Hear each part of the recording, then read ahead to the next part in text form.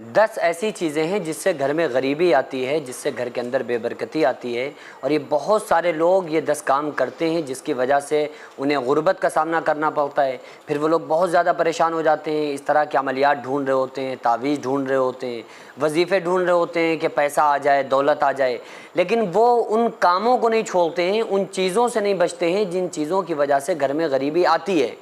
भाई गुर्बत भी अल्लाह की तरफ से आती है और अल्लाह तबारक व तआला दौलत भी अल्लाह ताला देता है।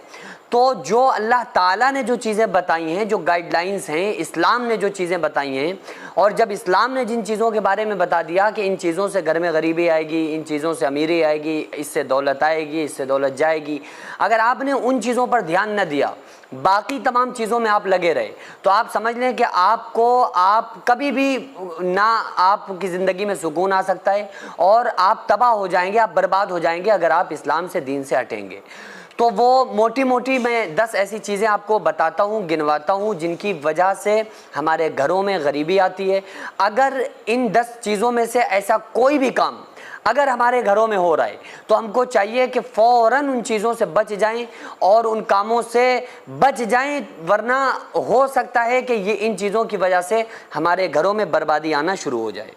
पहले नंबर पे जो सबसे ख़तरनाक चीज़ है वो है नाशुक्री, अल्लाह की नेमतों की कदर ना करना। इसकी वजह से घर के अंदर गरीबी आती है और ये बहुत बड़ा सबब है।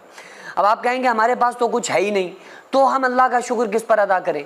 अल्लाह का शुक्र अदा करने के लिए लाखों चीज़ें आपको मैं गिना सकता हूँ।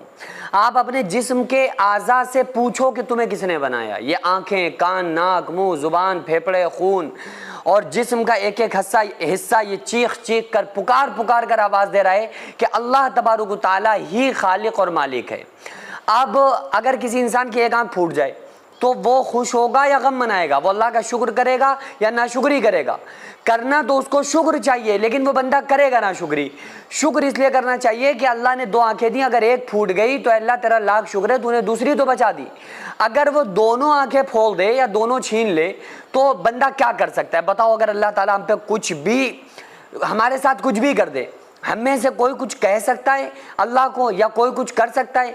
तो बस फिर हर चीज़ पर जो कुछ अल्लाह ने दिया है ना, आप उस पर अल्लाह का शुक्र अदा करने वाले बन जाएं। दूसरे नंबर पे आता है ज़कात न देना, सदका न देना। अगर कोई गरीब आदमी है तो ज़कात तो उसको पर है ही नहीं, लेकिन सदका हर गरीब आदमी को भी निकालना चाहिए। वो 10, 20, 50, 100 जितने भी मुमकिन हो वो गरीबों के नाम, लोगों के नाम, मदारिस, मसाजिद में आप लोग खर्च करें, ताकि ये सदका आपके माल में इजाफा करता है। सदका जब कोई बंदा देता है उसका 10 गुना अल्लाह ताला दुनिया में उसको अता करता है। उसके अलावा वक्त की बर्बादी करना, अगर कोई इंसान अपने वक्त की कदर नहीं करता है और अपने वक्त को सही जगह पर नहीं लगाता है तो उससे बेबरकती घर के अंदर आती है। उसके अलावा सुस्ती और काहिली इख्तियार करना, मेहनत से हट जाना, सुस्त पड़े हुए हैं, काहिल बने हुए हैं, तो ये भी गरीबी लाने के घर में एक बहुत बड़ा सबब हुआ करता है। उसके अलावा हराम कमाई, रिश्वत, सूद, धोखा देना, इस तरह से कमाया गया पैसा जो होता है उसमें बरकत नहीं होती है, बल्कि वो थोड़ी देर लगेगा कि बहुत पैसा है लेकिन वो सारी ख़त्म हो जाएगा, डॉक्टर्स खाएंगे, या वो बिल्कुल बेबरकती पैसा होता है और हिसाब देना पड़ेगा, वो अलग है। उसके अलावा फजूल खर्च करने वाले लोग जो फजूल खर्ची करते हैं और ज़रूरत से ज़्यादा खर्च करते हैं, इसराफ खर्च करते हैं, बेजा खर्च करते हैं, तो ऐसे घर में भी फिर बरकत नहीं आती है, बल्कि बरकत वहाँ से उड़ जाती है। ऐसे घरों में गरीबी आना शुरू हो जाती है। झगड़ा होना घर में और एक दूसरे से कीना रखना, इसकी वजह से घर में गरीबी आती है। कि अगर आपस में सास बहू में या दौरानी जिठानी या जो भी होती हैं, मुझे तो तफसील से नहीं पता है, ये जो भी फैमिली, जॉइंट फैमिली होती है, इन्हें बड़ा इत्मीनान से रहना चाहिए, हायदैया नहीं मचाना चाहिए हर टाइम। उसके अलावा माँ बाप की नाफरमानी जो बंदा करता है उसके घर में बदसुकूनी और गरीबी आती है। उसके अलावा झूठ बोलने वाला और वादा खिलाफ़ी करने वाला, अगर इंसान अपनी ज़िंदगी में इन कामों को करता रहे, ऐसे कामों को, तो उससे क्या होगा कि उसके घर में गरीबी आना शुरू हो जाएगी। उसके अलावा नमाज और दुआ में गफलत इख्तियार करना, कि नमाज की तरफ से भी हमारा ध्यान हटा हुआ है और दुआ तो मांगते ही नहीं है अक्सर लोग।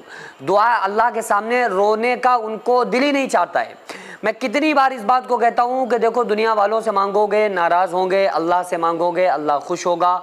अल्लाह के सामने गिर जाओ, पड़ जाओ, अपनी मुसीबतों को अल्लाह के सामने बयान करने का नाम दुआ है।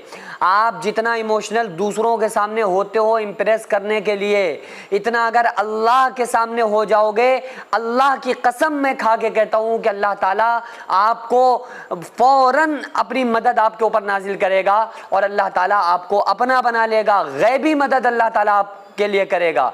लेकिन हम क्या कर रहे होते हैं, अल्लाह को छोड़कर दूसरे दरों को हम खटखटा रहे होते हैं। आप लोग अपने पैसे की बरकत और ताकत देखिए, जो आप थोड़ा थोड़ा ताउन हर महीने इन गरीबों के नाम करते हैं, जिनके घरों में चूल्हे नहीं जल पाते हैं, जिनके बच्चे भूख से बिलक बिलक के सोते थे।